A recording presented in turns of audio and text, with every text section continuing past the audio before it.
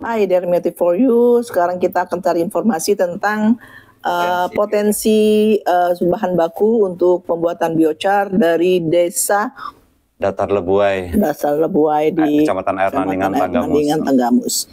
Jadi selama ini Pak Sakirin ya sebagai Ketua Gapoktan Wanatani Lestari untuk tanaman kopi terutama ya. Terutama kopi ya, kopi Amalada. Kopi Amalada. Nah ini Pak, kita kalau ingin membuat biochar, arang aktif lah ya, arang lah ya. Jadi kalau misalnya arang selama ini dari sekam, padi dan sebagainya, dari yang selama ini Bapak punya kopi misalnya, berapa banyak potensi daripada kulit kopinya itu yang bisa terbuang ya, tidak digunakan. Kalau selama ini kan digunakan untuk pupuk padat. Betul, ya. betul. Pembuatan pupuk apa tadi, pupuk organik padat. Yeah. Jadi dibuat dalam bentuk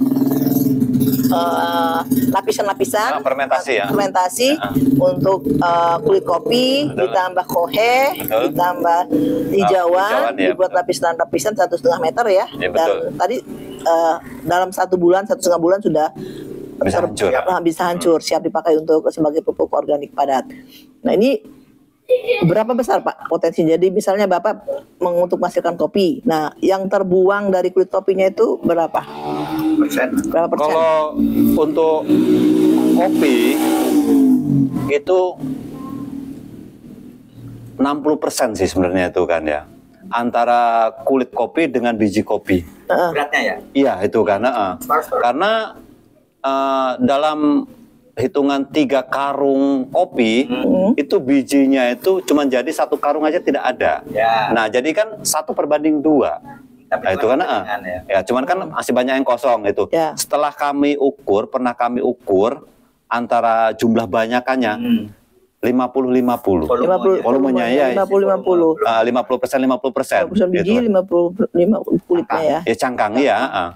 Dan untuk potensi kulit kopi ataupun limbah itu sebenarnya cukup bagus sih di sini itu kan. Cuman kan petani ini kurang memperhatikan.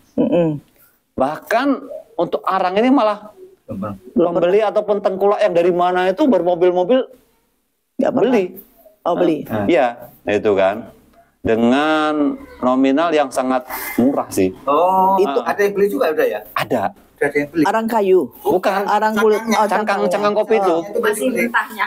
Iya. Oh iya. Itu. Kalau sekarung apa gimana tuh? Kalau 1 karungnya itu cuma 8.000. Itu kan. Tapi rata-rata di sini kebanyakan kalau pembeli yang beli sendiri 5.000. Itu kan. 5.000 sekarung ya kulit cangkangnya itu. Memang kalau untuk pribadi sih sangat rugi sih. Aku itu bawa semua ke lahan itu aja. Itu kan. Walaupun tidak bisa diproses ataupun tidak difermentasi, nanti alam sendiri yang akan memfermentasi itu kan. Meskipun lama ya. Iya, meskipun lama itu aja. Itu. Jadi selama ini kesadarannya belum ya, artinya belum masih terbuang begitu saja ya. Betul. Itu. Kulit ada yang beli, udah ada. Yang beli orang mana? Orang luar. Wah, bukan nggak tahu Bu, itu dari mana-mana itu. Rata-rata masuk berapa kali sih? Kalau di kala musim bahkan itu bisa seminggu 2 kali tergantung dari potensi yang ada di sini. Kalau memang melimpah ya bisa sehari sekali, 2 hari sekali, sehari 2 kali. Itu kan pakai truk-truk besar itu. Itu. Naik ya truknya bisa naik itu. Bisa naik itu kan. Itu. Terus selain kan kopi, biji, cangkang. Kalau ranting? Kalau ranting hanya di lahan Bu, nggak kemana-mana. Jadi enggak. Itu kan. Nggak banyak juga. Enggak. Kalau serasa ranting kayu itu tidak seberapa banyak kayak gitu kan. Jadi kami biarkan aja di lahan, akhirnya lapuk dengan sendirinya. Iya, pastinya. Ya itu kan. Yang terbuang ya itu tadi cuman kulit kopi tadi yang terbuang kebanyakan itu. Ya, kalau dihitung per kilogram misalnya tadi yang 3 kantong tadi kan volume. Tapi kalau dari sisi berat ya berapa persen misalnya? Kopinya berapa kilo, misalnya dari 100 kilo itu. Atau nggak cangkang itu beratnya kalau dari sisi berat? Nggak sampai kali ya, 30% ya? 35% lah. 35% itu cangkang kopinya itu tadi ya. Iya, itu kan. Karena 1 karung cangkang kopi itu paling cuma 60 kilo. Iya itu kan, 60 kilo. Itu kan. Karena aku angkat sendiri aja kuat. Itu kan, itu. Jadi gimana perbandingannya itu ya? Kalau dari 100 dari satu karung gede, nah itu jadi berapa kilo green Pak? Biji kopi gitu. Itu 35. Rata-rata 35. Ya. Kira-kira pas dari gelondong itu berapa kilo? 75. Nah, itu berarti 75 dikurang 35. Itulah. Tujuh. Iya. 75 dikurang 35. 5% redemennya. Sekitar 30%. Iya itu, itu kan.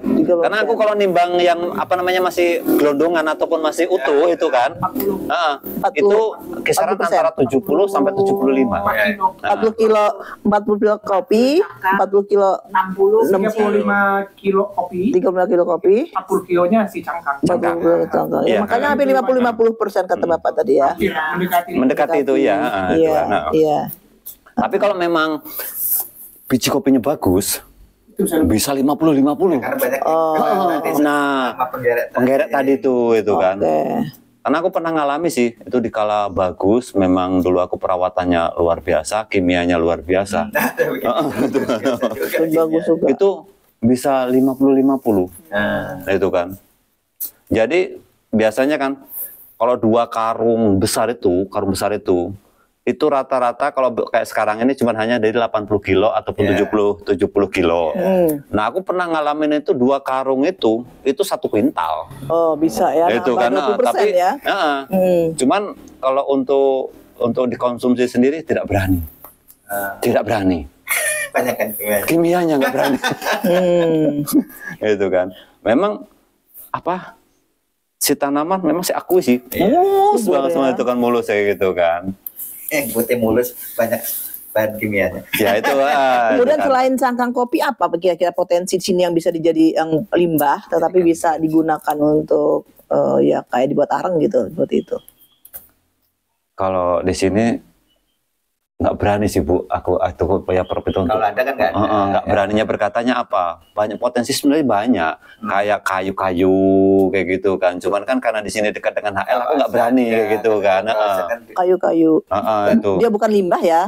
Bukan. Iya itu. Sengaja. Dari panen kan misalnya kalau banyak yang lancuran Pak. Iya. Nah itu ranting-ranting sama kayu-kayu pohon. Tetap di ini. Karena di kebun juga kira-kira nganggur nggak itu, dibuangin nggak Pak? dibuang. Ya itu dibuang sih, dibuang. Cuman kan ditaruh di lahan. Cuman petani itu jarang yang memanfaatkan itu, jadi dibiarin di lahan itu lapuk dengan sendirinya itu kan. Tapi kan ada ya. Ada bahan bakar, kayu bakar. Sebagian ya. Itu yang terbesarnya aja. Setelah panen di ini pruning ya. Iya itu. Selesai panen kan? Selesai kan dipangkas. Selesai panen ya. Sama di sini kan ada batang kopi yang lancur ya. Dipotong sama juga. Potensinya lumayan besar. Cabang air. Nah ini ada lagi potensi ini barusan terpikir ini. Potensi limbah yang jarang dimanfaatkan dengan orang, bahkan itu dibuang sia-sia, bahkan itu hanya dibakar cuma-cuma. Itu kulit pinang. Kulit pinang. Sabut pinang. Ya itu. Sabut pinang ini banyak juga ya? Cukup lumayan sebenarnya itu Prof, itu kan. Cukup lumayan di sini nih. Karena petani ini apabila sudah memproses bijinya itu tadi dengan si limbah tadi sudah tidak terpikir. Ya, udah pokoknya serah lah ya. Buang. Kadang mereka kewalahan kemana nih, mau dibuang kemana nih limbah itu tadi karena kalau yang malas bawa ke lahan ya udah karena dibakar aja di belakang itu aja. Itu. Selain dari itu kulit kemiri. Aduh, kalau kulit kemiri di sini nggak ada memproses sih, Prof. Ya itu. Utuh itu. Pala juga ya? Pala, iya sama itu. Nggak ada yang dipecah ya? Oh, kirain kemirinya udah jual isi, jadi ada cangkangnya. Nggak sempet mungkin itu karena ini apa pabrik kemiri di sini ada di Lampung, nggak dibawa keluar ya? Di Lampung ada harusnya. Pabrik kemiri? Ada. Di mana? Haldin di Natar kan. Haldin di Natar. Ya, ada Haldin ngumpul semua rempah ada ya. Cabai Jawa juga. Pala juga kali ya? Pala iya. Pokoknya rempah-rempah. Oh dia ada Haldin di Natar dekat kita itulah ya. Di Tegineneng. Arah Tegineneng Bandar Jaya. Ada alumni THP pabrik Haldin. Di situ. Alumni. Bisa tanya-tanya lah sumbernya. Paling nggak kita tahu produksi Lampung tuh berapa. Ya, dari itu. Produksi lampion. Untuk cangkangnya. Wiwi ya, anak THP yang kerja di Haldin. Kalau potensi kemiri di sini luar biasa. Ini si Mas Yudi ini yang udah naik ke atas itu, itu kan. Saya bagi malah. Jadi ada 2 gapoktan yang di sini yang kita dapatkan ke sama Nestle itu Kemiri ya. 30.000 masing-masing gapoktan kita kasih. 30 bibit kemiri. 30.000 bibit. Oh, per gapoktan. Oh. Petani itu paling enggak dia terima di 60 batang. 60 batang per hektar. Buat border dia. Ya? Ditanam semua kan ini. Iya, itu kan. Tapi kalau untuk di Wanatani Lestari itu selain dari program Gerhan itu semuanya itu selain dari program Gerhan itu swadaya. Swadaya. Gerakan Gerhan itu GN itu loh. Gerakan nasional. Penanaman dulu itu, rehabilitasi dulu itu. Rehabilitasi. Cuman kan dulu itu kurang bagaimana ya kalau Gerhan itu kurang maksimal lah. Kayak proyek sih itu kan, bukan program itu kan. Jadi usai Tadi kamar Menhan sudah. Iya, itu kan. Nah, oke lah kalau yang gapoktan lain oke lah itu kan. Tapi kalau di Wanatani Lestari itu swadaya. Itu 70% itu tajuk tingginya itu swadaya masing-masing. Swadaya. Itu karena dengan kesadaran sendiri masing-masing mereka nanam dengan sendirinya. Itu. Oke, jadi yang banyak pinang, ya. Kemudian ranting ya, ranting ada, cangkang cuman kopi. Yang potensi hanya 2 itu yang terbesar di sini, cangkang kopi itu kan kulit kopi dengan sabut pinang. Sabut pinang. Itu. Yang potensial ya. Tapi kalau untuk potensi lain aku nggak berani Bu.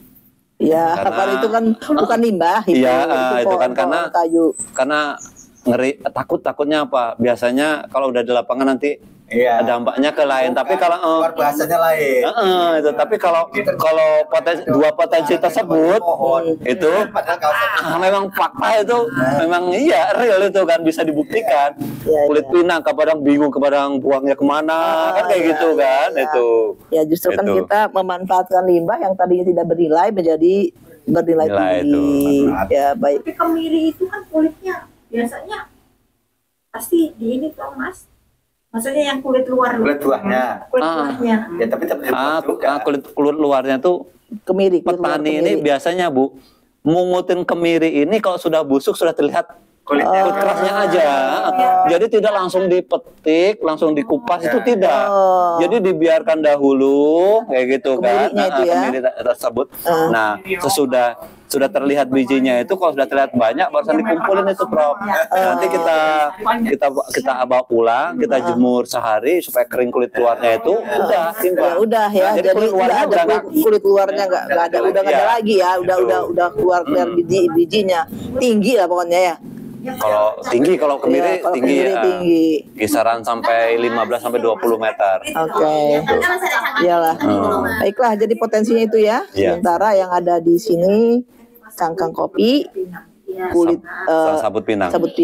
Ya, makasih Pak ya. Apa namanya sisa ranting sisa pruning kopi ya. Ya itu juga bisa dijadikan potensinya. Walaupun belum terhitung. Belum terhitung, belum berapa banyaknya belum tahu ya. Ranting kopi. Kalau pinang berapa ton ini dari sini? Itu langsung dikupas kayak gitu. Kok pinang ini sangat luar biasa di sini sebenarnya itu aja. Banyak ya. Harganya? Kayak gitu ya. Sekarang harganya lagi memprihatinkan. Rp3.000 dari petani ke pinang. Iya. Itu. Oke. Makasih Pak Sakirin. Sama-sama Bu.